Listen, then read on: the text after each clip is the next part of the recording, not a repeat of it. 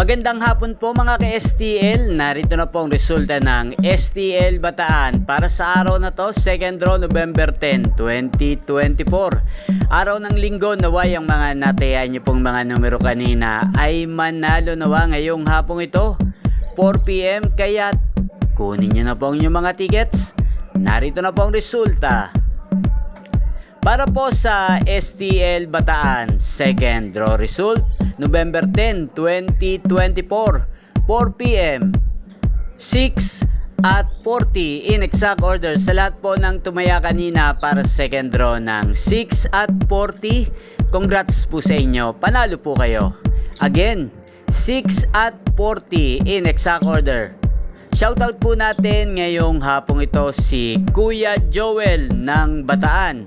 Shoutout sa iyo Kuya Joel, naway nasa mabuti kang kalagayan at manalo nawa ang mga tinatayang mong numero sa STL Bataan. Yan niyo pong napanood ang resulta ng STL Bataan sa channel na to, Roderick Hernandez TV.